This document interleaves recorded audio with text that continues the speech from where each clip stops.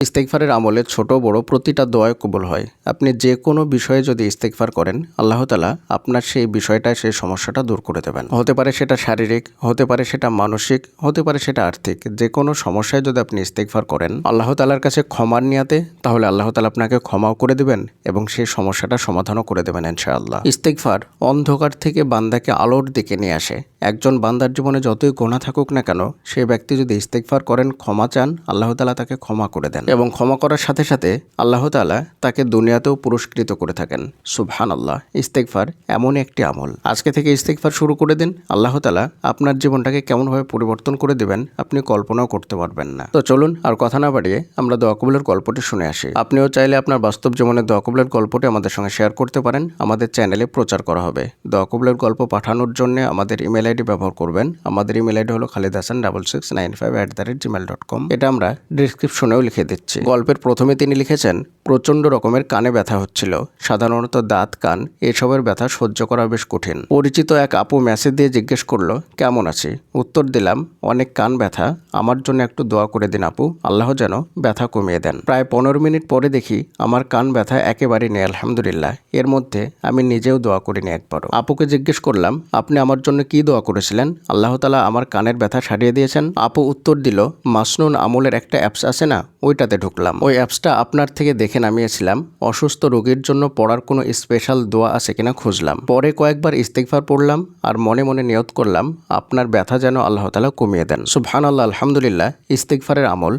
কি পরিমাণ শক্তিশালী! এই ইস্তেগফারের আমলের মাধ্যমেই আল্লাহ তাআলা কানের ব্যথা সারিয়ে দিলেন। প্রিয়দিনী ভাই এবং বোনেরা, একবার চিন্তা করুন ইস্তেগফারের আমলে আল্লাহ তাআলা কেমনভাবে কানের ব্যথা সারিয়ে দিলেন। বিশেষ করে কানের ব্যথা এবং দাঁতের ব্যথা এতটাই তীব্র হয়, এতটাই অসহ্য হয়, যেটা সহ্য করা কঠিন হয়ে যায়। যারা কখনো কানের ব্যথা বা দাঁতের ব্যথার সমস্যায় ভুগেছেন তারা নিশ্চয় বিষয়টা বুঝতে পারছেন। বিনা ঔষধে আল্লাহ তাআলা শুধুমাত্র ইস্তেগফারের মাধ্যমে কানের ব্যথা সারিয়ে দিলেন। মানে ছোটর থেকে ছোট, বড়র থেকে বড় যেমনই সমস্যা হোক না কেন, শারীরিক, মানসিক, আর্থিক যেমনই সমস্যা হোক না কেন, ইস্তেগফারের মাধ্যমে আল্লাহ তাআলা সব সমস্যার সমাধান করে দেন। তাই আর দেরি না করে আজকে থেকে ইস্তেগফারের আমল শুরু করে দিন। ইনশাআল্লাহ আল্লাহ তাআলা আপনার যে সমস্যা আছে সেটা সমাধান করে দেবেন। আসসালামু আলাইকুম ওয়া রাহমাতুল্লাহি ওয়া বারাকাতুহু।